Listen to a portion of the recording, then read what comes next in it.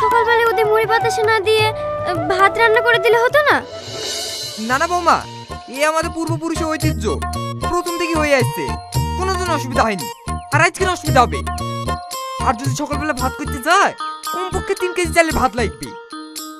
এইভাবে যদি প্রতিদিন খরচ করা যায়, তাহলে তবু জমিদারি ডকে উঠবে। ওই সব যুক্তি তুমি দিও না বৌমা, যা করছো তাই করো। বাবা, শাইন কারাতে ফোন করেছিল। কি বলছিল শাইন? আগামীকাল বাড়ি আসছে। এই খুশির কথাটা তুমি এত চেপে রেখেছিলে?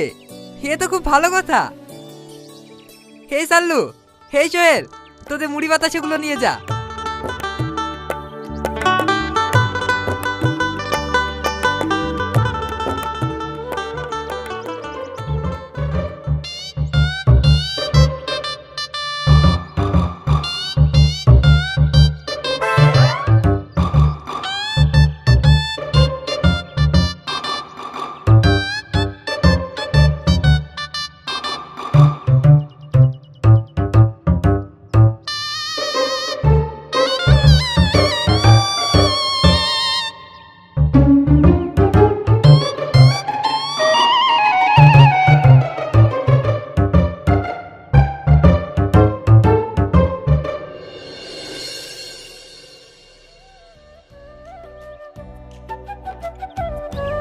এই সকালবেলায় প্রতিদিন বাতাসার মুড়ি খেয়ে সারাদিন থাকা যায়? আর ভাত দিবে সে 4টে পুরি। এত কষ্ট করে আর এই বাড়িতে কাজ করবো না, শালা কিপটে জমিদার কোথাকার। কাজ করবি না তো খাবি কি? তোর বাপের ট্রেজারি আছে নাকি যে ভেঙে ভেঙে খাবি? এইবার আমি ঠিক করেছি, জবাকে বিয়ে করি দিল্লি নিয়ে চলে যাব। শখ কত, তোকে বিয়ে করলে তো? এই, তোকে কেন জবা বিয়ে করবে? জবা যদি বিয়ে করে তা আমাকে করবে, কারণ জবা আমাকে খুব ভালোবাসে। না, জবা আমাকে ভালোবাসে। না, জবা আমাকে ভালোবাসে। না, আমাকে ভালোবাসে জবা। আমাকে ভালোবাসে বলছি। জবা আমাকে ভালোবাসে। না, জবা আমাকে ভালোবাসে। আমাকে ভালোবাসে জবা। এই, তোরা থামবি? আমি তোদের কাউকে ভালোবাসিনি। দেখবি রানীমা বলে এক্ষুনি মার খাবো। ঠিক আছে জবা, বৌদিমণিকে যেন বলিসনি। তা না হলে আমাদেরকে মারবে। আর কোনোদিন কিন্তু এরকম করবি নি। জবা, আমার কথা কিন্তু একটু মনে রাখিস। আমারও। আচ্ছা ঠিক আছে, আমি ভেবে দেখবো। যা এখন নিজে নিজের কাজ করগা।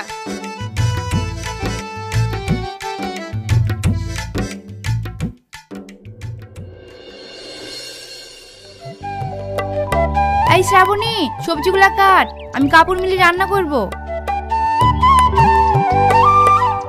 বৌমা, ভালো আছো তো? আরে চাচাজি যে, অনেকদিন পর। এই শ্রাবণী, চেয়ারটা দে, তো দাদু এসছে।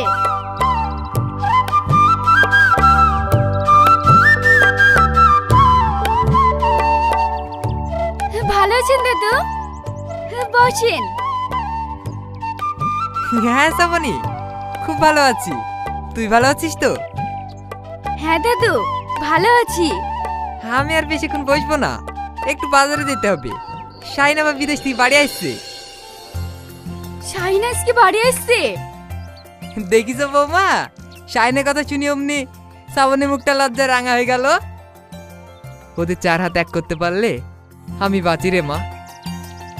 দাদু, আপনি যে কি বলেন না। আচ্ছা বৌমা, তাহলে থাকো, আমার আবার দেরি হয়ে গেল। আচ্ছা ঠিক আছে চাচাজি, শাহিনকে নিয়ে আবার আসবেন। আচ্ছা আচ্ছা ঠিক আছে বৌমা। এই চালু চ।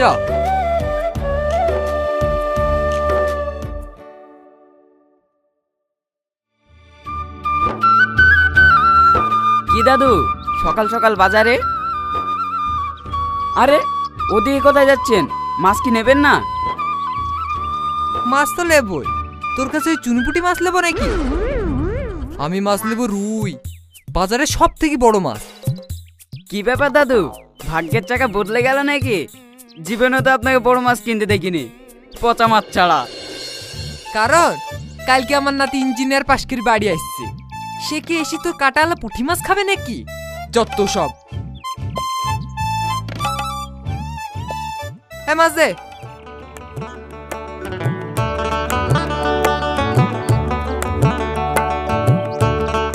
চালু টাকাটা দে, দিয়ে চ।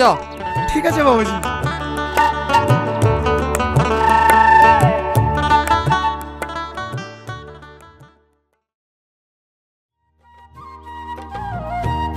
শাহিন, শাহিন,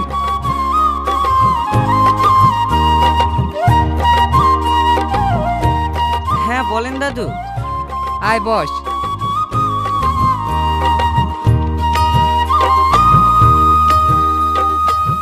বাবা আপনার চা। আচ্ছা ঠিক আছে বৌমা। আজকেও বিস্কুট দাওনি?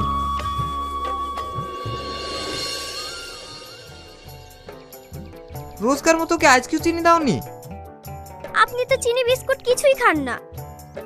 আজকে আমার নাতি এসছে, নাতি, ও কি চিনি ছাড়া চা খাবে? দাদু আপনি সে আগের মতো রয়ে গেলেন। দাদু তুমি চিনি খাও না নাকি? খায়, খালে তো বাড়িতে একটা খরচ, বুঝতে পারছি নি। দাদু আপনার কিপটি মোয়ার গেল না। বাবা নমস্কার।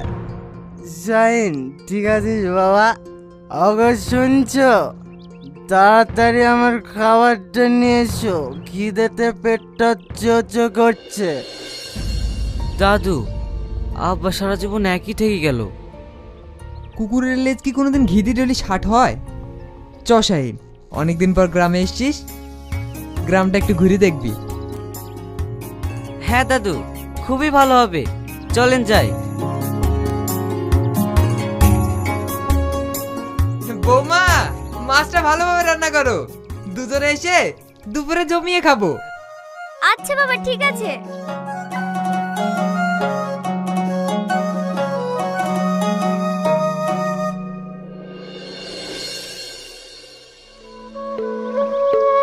দাদু আপনি কাদের বাড়ি যাচ্ছেন? চল তো ভিতরে গিয়ে সব বলছি।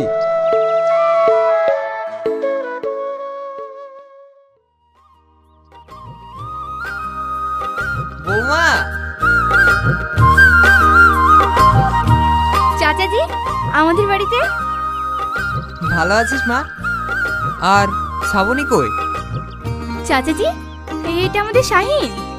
হ্যাঁ, তুমি তো দেখোনি। ভালো আছেন চাচিমা? কত বড় হয়ে গেছো, সেই ছোটবেলায় দেখেছি।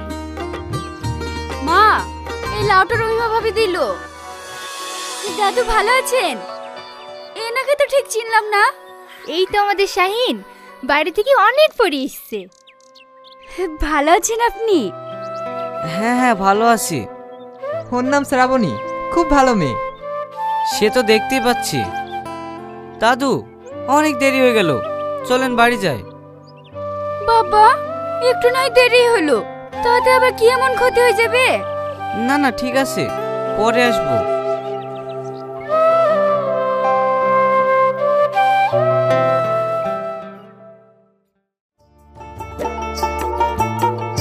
শাহিন, মেয়েটা দেখতে কেমন বলতো? কেন, দেখতে তো ভালোই। আমার নাতি বউ হিসেবে দারুণ মানাবে বল। তুমি আবার কোন নাতির বিয়ে দেবে? হারাম দাদা, তোর কি বয়স কম হয়েছে নাকি? তোর বিয়ের বয়স হয়নি? দাদু আমি ওকে বিয়ে করতে পারবো না। এ তুই কি বলছিস? অনেকদিন আগে থেকে আমি কথা দিয়ে রেখেছি।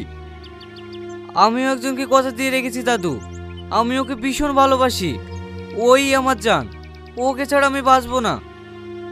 ও আমাকে খুব ভালোবাসে, ও আমাকে ছাড়া কাউকে বিয়ে করবে না। দাদু ভাই, তুই এখন বড় হয়েছিস, তুই কি আমার কথা আর লিবি বল? যেটা ভালো মনে করিস তাই কর।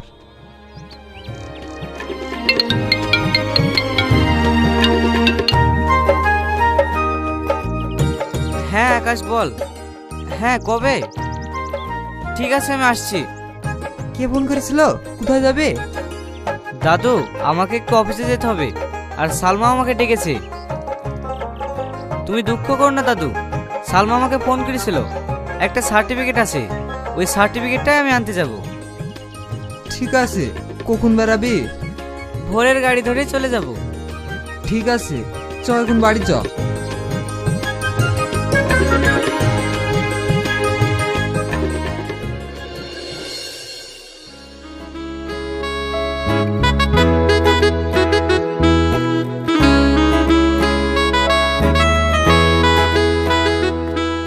সালমা, তোমাকে বারবার ফোন করছি, ফোনটা রিসিভ করছো না কেন?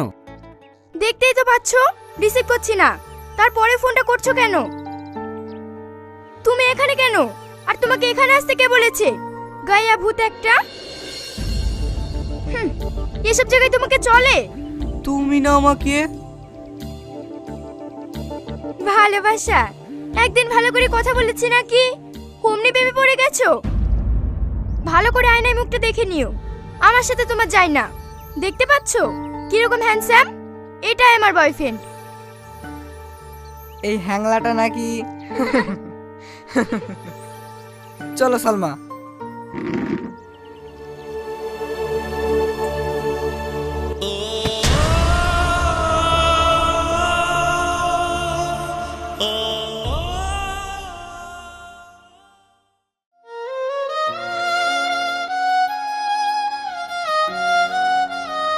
কিরে শাইন, কখন আসলি? In 1095, as Europe reeled from famine and fear, Pope Urban II stood before a crowd in Clermont and called for a holy war. He spoke of Jerusalem, of infidels, of salvation. But behind his words was a whisper, a voice not of God but of stars. Enlil, cloaked in mortal form, had walked among the bishops and kings. He whispered of a treasure buried beneath the Holy Land, a divine inheritance stolen by heretics.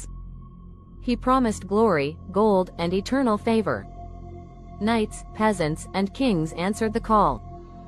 The First Crusade was born, not just to reclaim Jerusalem, but to hunt for the gold of the gods. Among them was Sir Alaric of Rouen, a Templar knight haunted by visions of a golden city beneath the sands. He carried a sword etched with symbols no monk could read, symbols given to him in a dream by a being of light. In the east, the call of war echoed. The Seljuk Turks, the Fatimids, and the Abbasids prepared for battle. But they too had heard whispers, from the same stars. Enlil, in his desperation, had made a second pact. If the Christians failed, the Muslims might succeed. He appeared to alchemists in Baghdad, to Sufi mystics in Damascus, to warriors in Cairo, offering the same promise: find the gold, and your people shall inherit the earth. Among those who listened was Imam Khalid ibn Rashid, a scholar warrior who had uncovered ancient scrolls in the ruins of Nineveh. The scrolls spoke of the Anunnaki, of a vault beneath Jerusalem, and of a war that would decide the fate of mankind. Khalid gathered a secret order, the Guardians of the Flame, and vowed to protect the sacred sites not just from invaders, but from the wrath of the gods. In 1099, the Crusaders reached Jerusalem. The siege was brutal. Blood ran through the streets. But beneath the Temple Mount, Sir Alaric and a handful of Templars found a sealed chamber, its walls lined with obsidian, its door marked with cuneiform. They opened it using a relic stolen from Antioch, a shard of gold that pulsed with warmth. Inside, they found not treasure, but a machine, a sphere of light and sound that spoke in a voice older than time: you seek what was never yours. The gold is not for kings. It is the seed of stars. The chamber collapsed. Most of the Templars died. Alaric escaped, changed. He no longer sought gold, but truth. As the Crusades continued, both sides searched. The Second Crusade, the Third, the Children's Crusade, each was a mask for the deeper war, the hunt for the Anunnaki gold. In Damascus, Imam Khalid discovered a second vault beneath the Umayyad Mosque. It contained a map, etched in crystal, showing 12 vaults scattered across the earth. But the map was incomplete. One piece was missing. In Acre, Alaric, now a Grand Master of the Templars, found that missing piece hidden in a reliquary. When he placed it into the map, it revealed the final vault, beneath the dome of the rock. But the map also showed something else, a warning. When the last vault is opened, the gods shall judge. In 1244, Jerusalem fell again. The Khwarezmian Turks, driven by their own visions, sacked the city. The dome of the rock was desecrated. The final vault was disturbed, but not open. Enlil, watching from above, realized the truth: mankind was not ready. They had turned the quest into war, the test into slaughter. The gold had become a curse. He returned to Earth one last time, appearing to both Alaric, now an old man, and Khalid, now a revered mystic. He revealed his true form, tall, radiant, terrible. You were both chosen. You both failed. The gold was never meant to be found. It was meant to awaken. Khalid wept. Alaric fell to his knees. Enlil vanished. In 1291, the last Crusader stronghold fell. The Crusades ended. The Holy Land was scarred, its people broken, its temples silent. The Anunnaki withdrew. They had tested humanity and found it wanting. The gold remained hidden, not in vaults, but in the hearts of those who sought peace, not power. Alaric died in a monastery, writing a book no one would read. Khalid disappeared into the desert, his final words lost to the wind. And the gold? It lies still, waiting, not to be claimed, but to be understood. The desert sun blazed high over the arid plains near Arsif, casting long shadows over the clashing armies of the Third Crusade. On one side, the armored knights of Richard the Lionheart charged with lances lowered, their banners bearing the crimson cross fluttering in the wind. On the other, the forces of Saladin, swift and disciplined, countered with archers and cavalry, their green and gold standards rippling like fire. Dust and blood filled the air. The cries of men and horses echoed across the battlefield. But beneath the chaos, something ancient stirred. A section of the earth had collapsed, revealing a partially buried Anunnaki vault, its surface etched with glowing cuneiform and alien star maps. The vault pulsed faintly with golden light, as if responding to the violence above. Neither side noticed it at first. But as the battle raged, a shockwave of energy burst from the vault, knocking soldiers from their feet. A moment of eerie silence followed. Some warriors dropped their weapons, staring in awe. Others, driven by fear or greed, rushed toward the light. Above them, the sky darkened unnaturally. A swirling vortex of clouds formed, and from it descended a beam of light, as if the heavens themselves were watching. In that moment, the war for Jerusalem became something far greater, a war not just for land or faith, but for the forgotten inheritance of the stars.